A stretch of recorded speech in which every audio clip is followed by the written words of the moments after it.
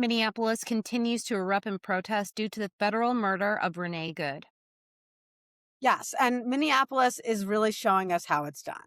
The Trump administration vis-a-vis ICE have continued to descend upon this city. They've been sending more ICE agents. They are harassing Minneapolis residents, going door to door, tear gassing people, including babies as young as 6 months old. And they are essentially acting like the domestic terrorists, acting like the terrorists that ICE was originally designed in 2003 to keep out of our country. So that's an interesting turn of events, right? And I'm really inspired by what Minneapolis is doing. Of course, as we know, on January 7th, about a week ago, Jonathan Ross murdered Renee Good in cold blood, I would argue. Well, Kristi Noem, though, doesn't think we should even be saying his name. So let's watch that.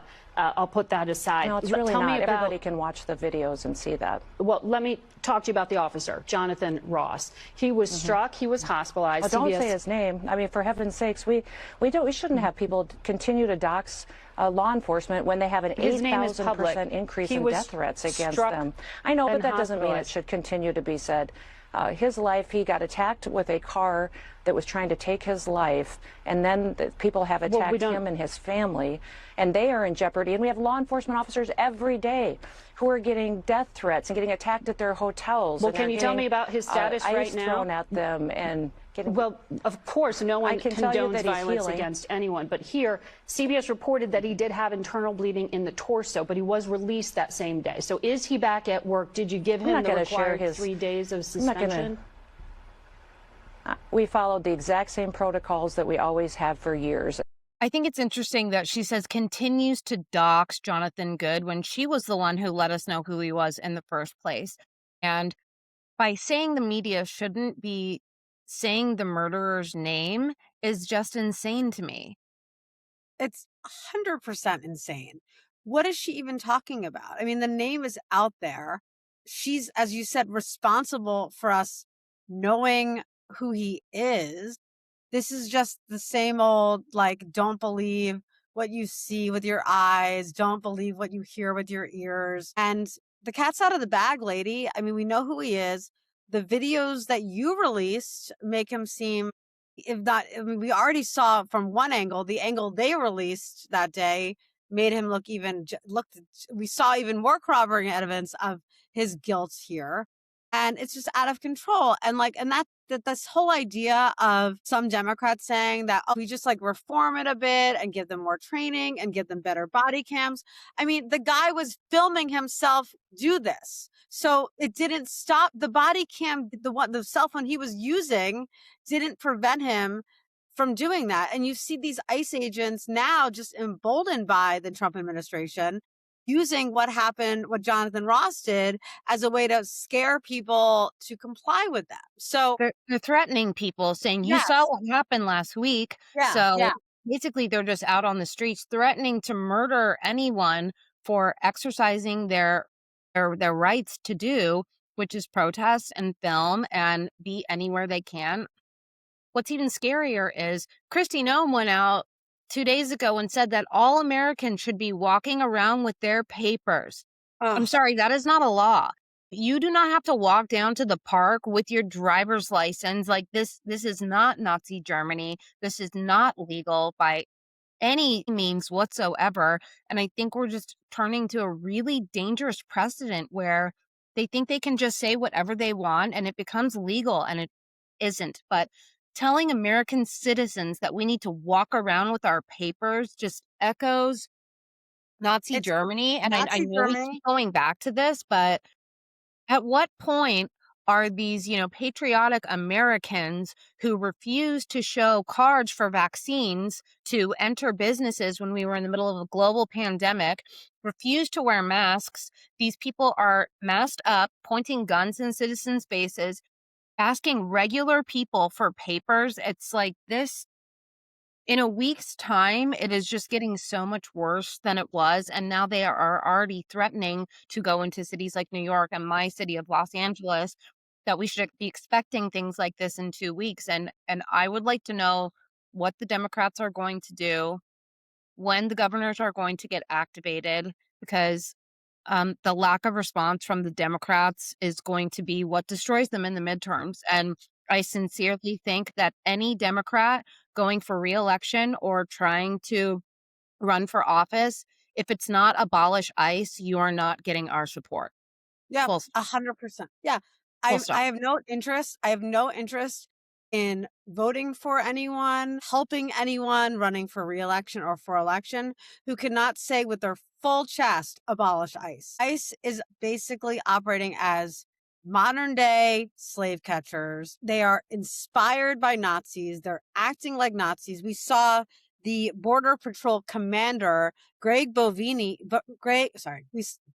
we saw the Border Patrol commander, Gregory Bovino, walking around like a Timu, whatever you want to call it, Nazi commander yesterday on the streets of Minneapolis. I mean, everyone saw it. I mean, the guy is talk about Napoleon complex, but that's what should scare everyone. He's walking down the street with an army of ICE agents saying, "Get off the street." Like who I mean, if it wasn't so dangerous, it would just make me laugh. But unfortunately, these people have the full three branches behind them without enough Democrats pushing back enough. Like, I want full presence of Democrats there. I mean, Tim Walz, the governor, said that he's mobilized the National Guard. But what I'm concerned about is Trump is just waiting and threatening to invoke the Insurrection Act of 1807. The last time that was invoked was during the Rodney King quote unquote riots in response to the police beating of Rodney King. And that was in 1992. And if Trump is to enact the Insurrection Act, there's no turning back. And I'm not trying to be alarmist. I'm not trying to be scary. And that's why I really commend the folks on the ground in Minneapolis. And they are winning. I think they're winning the media attention. I think that it's not becoming so radical to say abolish ICE. I've heard people say they've overheard kind of moderate looking people, at least on the street, even in New York City, saying that they don't agree with ICE and what they're doing. Because see, Trump told people that they were only going to get the bad guys out of the country. And as we see, that's not what's happening, right? And it's interesting how they've pivoted now, right? So I've just been made aware of this new term that is the word, the phrase that, sorry, I've just been informed about this acronym that the right wing media pundits are using, and it's awful, AWFL, and it's a dumb one as per usual because it's not spelled out awful. It's AWFL as per usual, illiterate AF, and it stands for affluent white liberal women. Of course, right? Because you know what's happening.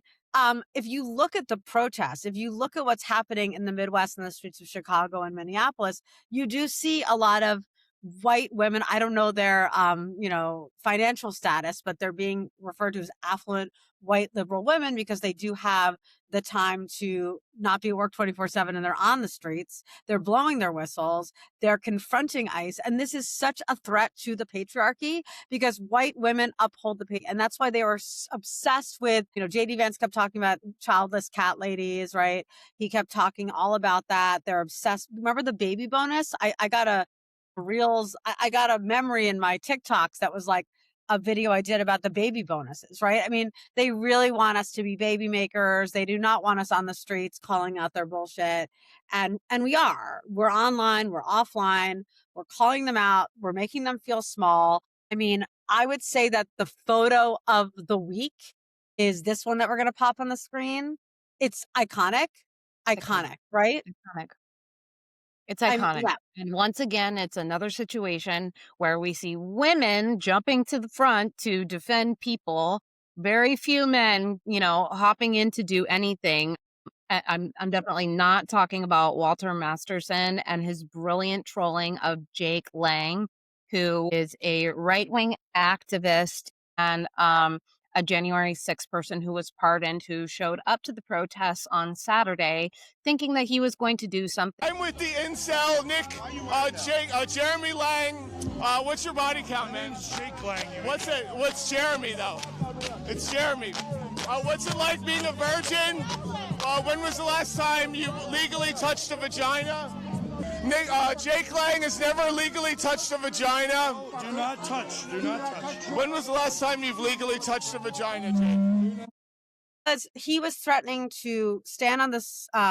He was threatening to stand on the steps of City Hall in Minneapolis, burn a Quran, and it was basically an anti-Somali, pro-ICE, anti-immigrant burning of a Quran counter protest, right? And let's just say it's FAFO in a video, right? And of course, the right is trying to portray it inaccurately, because what really happened was that if a Black man had not protected this right-wing activist, he would have not made it out alive, because people just did everything they could to stop him, right? Just go. Let him go, y'all. Let him go.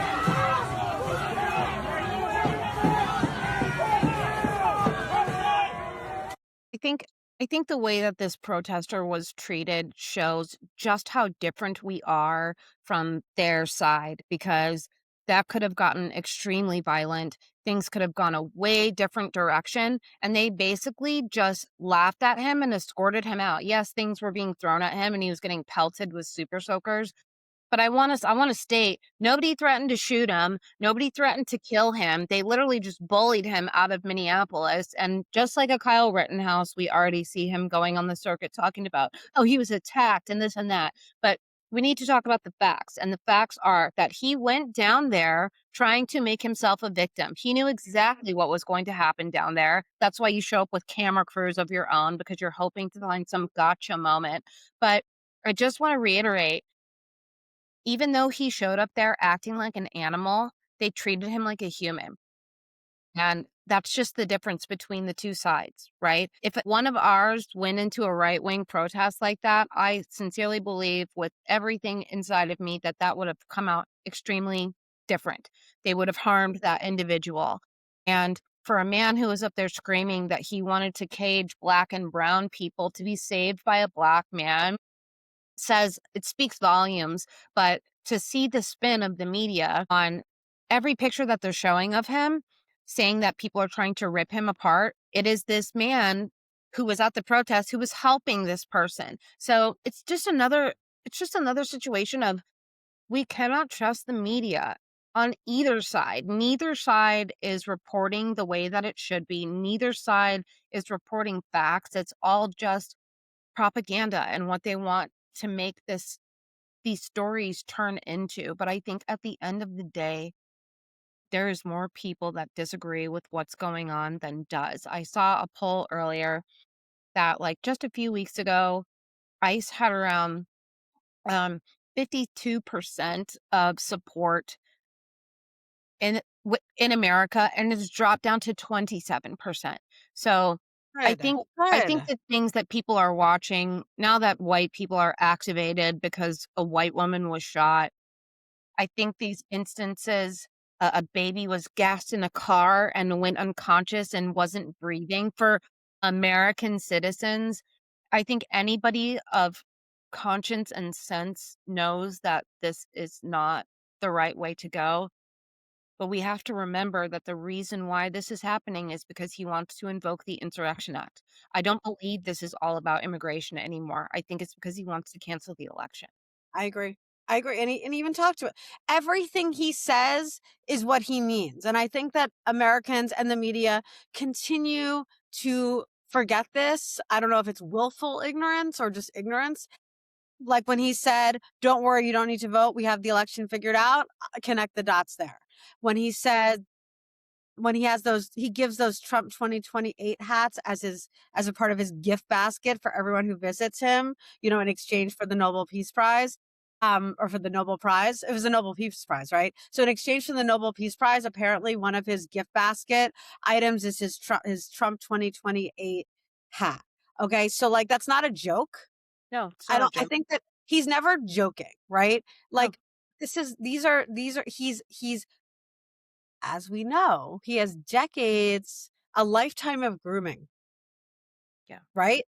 Right. A lifetime of it. And he's been grooming Americans for the past decade, where they become more and more numb to the way he has been, with his willing executioners of democracy, eroding all the guardrails, right? Just turning our country into the authoritarian dictatorship of Donald Trump and MAGA, which is really just him, right? And so, listen to everything he's saying. One of the things he said was that maybe we don't need midterms. Maybe we need to cancel them or something along those lines. He's not kidding, because then when Caroline Leavitt was asked about that, she said, oh, he was just joking. He's never joking. It's like the classic Peanuts cartoon, right? We just keep falling for the old football kick, the football torn out of the way, whatever that is. I don't know. One article this week, though, that I found really exciting was, I don't know if it was The Atlantic. I read it last night, but I'm reading that senior Republicans in the Senate are saying if he enters Greenland, that they will move forward with impeachment. And so Mitch McConnell said this. I believe there was 3 or 4 kind of top level Republicans that were talking about this. And I think maybe we're going to start to get to a moment where these vulnerable Republicans kind of understand what's happening and know that he's not going to be around forever. And so I hope people are taking everything that he says seriously. Invading Greenland. This morning, he was talking about Canada. He said he was going to bomb Mexico. All of this is just really insane speech to use or even joke about. I think everyone needs to take it seriously. And I hope that every single person, Republican, Democrat, Independent, anyone who is up there in Washington, D.C., fully understands that it is not just going to stop at Black and brown people. It is not just going to stop at women. Eventually, this regime is going to come for everyone unless it is stopped. So that's where we're at this week. Yeah. Please wake up to this, right? Just like how I always forget his name on purpose, Jake Lang. As Jake Lang had his FAFO moment, let's not have the Democrats have their FAFO moment. Someone told them that affordability is a big concern, so they're stuck on that. Guess what? I don't affordability. Yeah, sure. Everything's really freaking expensive.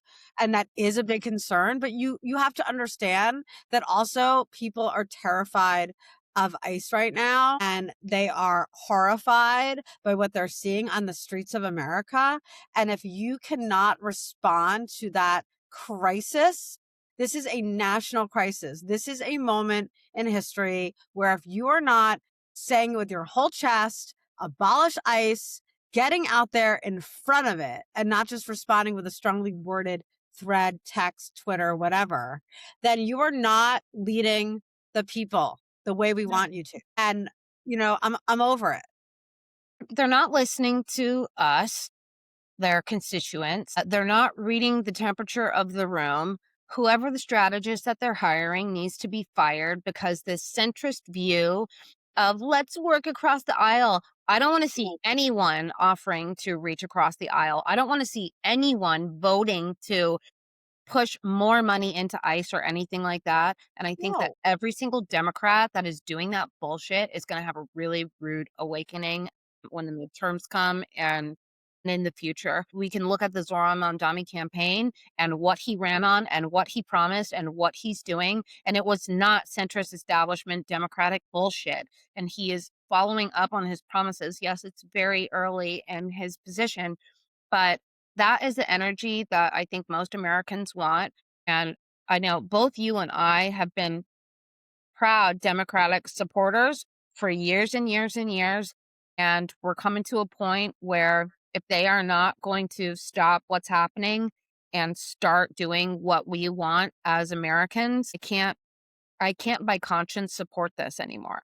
Yeah. I mean, the fact that who's inspiring, it's like, we are the ones doing it. We are the ones on the streets. We are the ones online, right? We're the ones in the virtual and real public square speaking out and giving people guidance and light and hope and a place to vent. And but unfortunately, we can't do anything. We don't have the tools of government to do anything, right? We can only educate and make you and help you know that you're not alone and that, yeah, this is really messed up what's happening and scary.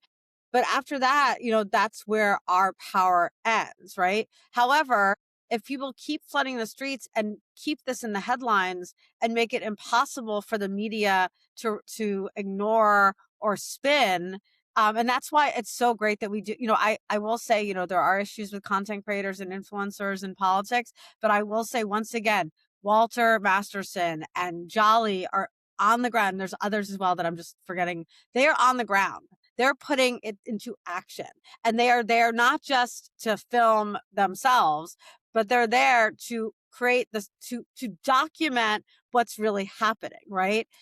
And that's so important right now because Don Lemon just went there today. Like, he was like, F it, I'm going there. And remember, if Don Lemon was still working for CNN, they would have decided if he was going there or not, right? Yeah. And they usually have the local person cover, which is great. But to get national attention, you need the Don Lemons, you need the Joy Reids, you need these national journalists, figures to be there to show you that this is a big fucking deal what's happening and it's not going away, right? Look, we also have to look at how right-wing politics and the manosphere and all this have really come to power in the last 10 years. And it is from their social media content creators, their podcasters, where they're being pumped in millions of dollars and producers and sets and amplification. And that is why this is coming to power. And Democrats still don't get it. No, they are they not don't get it. inviting enough people to the table. They're only inviting the same 5 influencers over and Yes, over again. over and over. They aren't moving the needle. They didn't win us the election. They're not getting us any new voters. They are all turning into grifters who want clicks Yes. and likes and YouTube money. And I think the Democrats really need to get fucking serious about a strategy and what we're going to do in the future and how they're going to reach people, because whoever is writing these tweets and threads is doing a shit job. They're getting ratioed to hell. And we are the people, just like you just said, that understand what the streets are saying, what the people want, and how to talk to them, because this messaging that Democrats are doing is not fucking working. And No. they have money to pump into giving us more access and inviting more people. And until they start to do that, their 5 fun influencers are just going to continue to lose shit for all of us, because And they don't speak to every group. No, Not they every don't. group is a suburban mom. Not every No. group is a white man, is a white man, is a white man, is a All white white man. It's so tiring to see, as people like you and I think you've been in this space for 10 years. I've been in this space for 6 years. And I would really love to see some change on the strategic side. And Democrats, if you want to call us, we definitely have some ideas. So we have ideas. give us. And I will say, like, just bouncing off of that or adding on to that, the model that Zoran Mamdani is following is a great, I know they like copying the way he makes his videos, like the aesthetics, but they should really like dig a little deeper, because when he had his first press conference and he had it with New Media. And I know that some local journalists were angry about that. That's a different conversation, whatever. But you know what they did? They didn't just invite the top influencers in New York City with the most followers.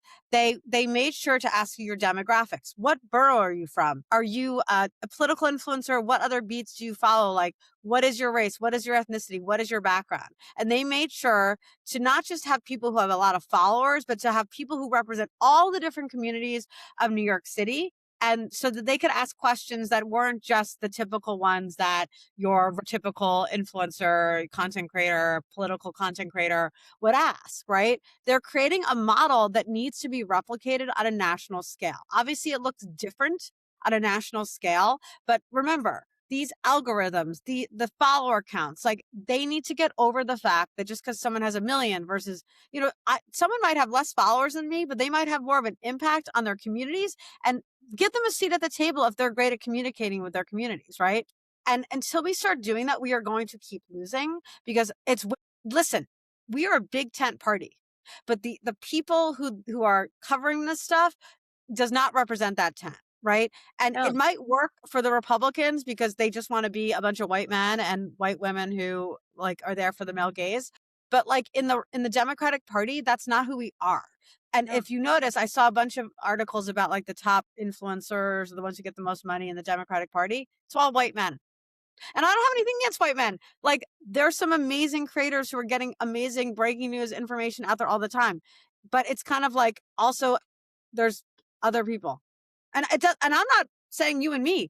Like, I have a full-time job, you do too. Like, I don't have the time to be doing this 24/7. I'm speaking about, there's a bunch of other people that I see on Threads, that I see on TikTok, that I see on Instagram, new people every day. And there needs to be someone dedicated within the Democratic Party on the left, scouring the internet, finding the people that are speaking out, that have communities, that have followers that they are getting to, because we are not going to win again if we don't break this terrible abusive cycle of just responding to Trump, breaking news about Trump, right? No, we have to get into organizing mode and mobilizing people to do things. And, these gotcha headlines and these, clickbait videos can only take us so far. And as we can see, all those types of things are making those platforms money for themselves. I don't really see it moving the needle for any of the rest of us. So, I hate to sound like that, but this space needs a whole rework of how they're engaging with influencers. I don't know if that will change, but yeah, it's about being authentic. And it's like, again, Zoran Mamdani's not perfect. I'm sure he's going to disappoint people. He's just a man. He's just a mayor. But it was I will say, perfect social campaign, if you ask me. I think it was flawless. I think it was flawless. I think it was amazing. He was in the streets. He was talking to people. He was talking to influencers of all different demographics. He was on the fucking subway. Today, he took a cold plunge. You know what I mean? The man just gets it. His team gets it. He has incredible support, and all of the Democrats should be taking notes. Otherwise, they're not going to be running shit for much longer. Yep. It's about authenticity. It's about empathy. And it's about working for the people. Yes, working for the people. Giving the people empathy, authenticity, working for the people. Like, bring the public servant back into your role, right? Because because he's a public servant in the end. Like, it wasn't about him. What people liked about him was what he was merely just an avatar for what the New Yorkers wanted and needed, right? And that's so really important. He's us. He's one of us. I don't look at him the same way I look at Chuck Schumer. I don't look at him the same way I look at Hakeem Jeffries, who very obviously work for the machine and don't give a shit about what anybody wants right now. Zoran, I look at him as an equal to the rest of us, and I truly believe that he sees himself that way too, and that's why I think he's going to be probably one of the most successful mayors in the history of New York City. Sincerely, I sincerely think that, because it's not some corporate asshole. It's not some older, out of touch person who is affluent that doesn't experience the same type of issues that people like you and I and most regular Americans are dealing with. We're dealing with a guy who is just like us, seemingly. I can't say that, I've never met him, but it really seems like he's just like us. And I want to support more candidates like that and less establishment Democrats. I'm sorry. I feel like their time is over. I feel like we need to move on. And I think that the midterms are really going to reflect that. I agree. So we'll see what happens. And thank you to everyone who's tuned in. And we will be back next week, same time, same place, different toxic topics, but toxic always. Thanks for joining us.